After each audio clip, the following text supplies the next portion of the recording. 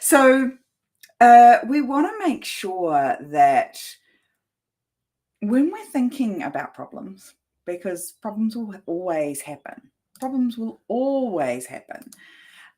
We want to make sure that we recognize that perceived problems that we think might happen in the future, they tend to be heavier. They tend to take more effort. They tend to take more energy than an actual problem. So what do I mean by that? So recently I had the lovely experience of finding a lump. And as you know, that can be kind of stressful because your brain goes to all the things it could be. And it goes to all the things it could be that are really bad. And it's the same in our business, right? Like you think about, oh, that employee was a bit short this morning. I'm worried they're going to resign, or I'm worried they're going to do something that they shouldn't do inside my business. Or maybe you're worried about a customer or a client re-signing or not re-signing, or maybe you have worked with them recently and you haven't heard from them and you're like worried that they didn't have a good experience, right? So think about all those things that happen inside our business, not just our health things or our things that happen for us, but all those things that could potentially happen as problems.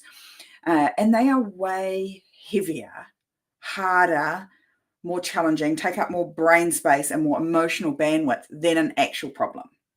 Why? Well, the difference is action. Once I know what the problem is, I can start working on a solution. I can start taking action. While it's just a problem in my head, all I can do is think about it and worry about it. And so that takes up so much bandwidth, not brandwidth, bandwidth in my head that I could be using on something else. I could be using on making sure my clients are actually getting a great experience, on actually making sure that the employees are happy, on actually solving a problem if a customer has had a real problem.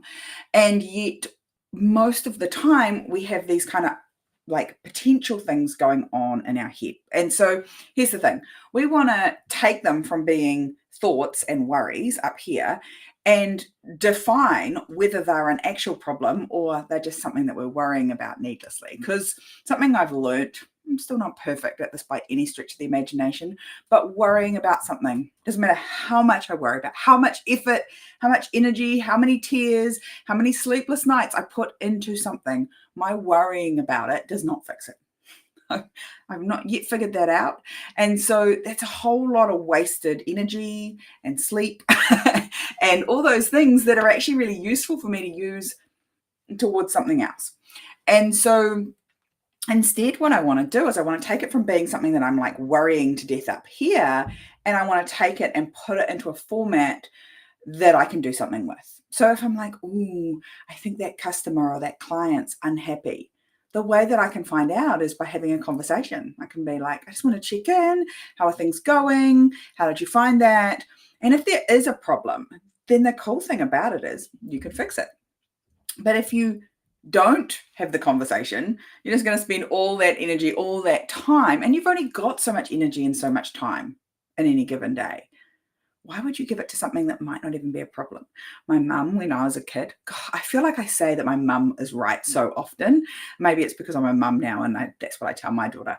But, you know, I would use, you're crossing bridges over rivers that you haven't even come up to yet. Like you're worrying about whether you can get across that river and you don't even know if you're going to have to cross that river yet.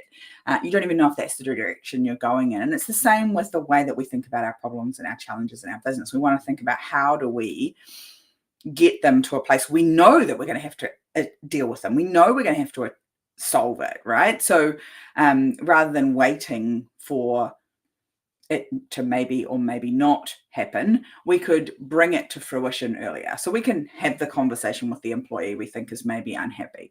It doesn't have to be scary, just a little chat.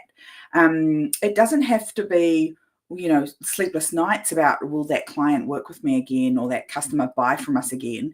You can actually just reach out and have a conversation and go, hey, how can we work together going forward? And then you'll know.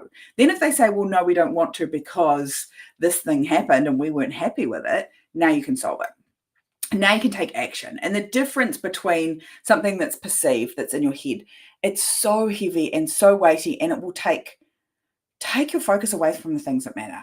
Whereas the moment that you have a real life problem, you can do something about it. And it was the same for me with my health challenge, right? While it was a potential it could be this, the big C and the bad word, versus once we got the, oh, it's not that at all, I had to think about, all the potential futures, right? I had to think about, well, if it's this sort of cancer and that sort of cancer and this sort of thing. It's the same with your client. Like, if you haven't had a conversation with them, you can think about all the perceived problems that they could be having with you instead of just the one that actually needs solving.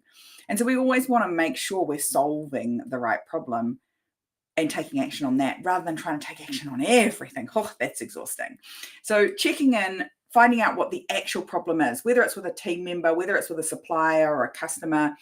It might even be with someone in your family or your household or a friendship. So figure out what the actual problem is, and then you can take action to solve it, because thinking about and worrying about something that may or may not happen is wasting your energy as the business owner. And you need to use your brain for solving actual problems, because there's plenty of real problems in your business. There's plenty of actual things you need to take action on.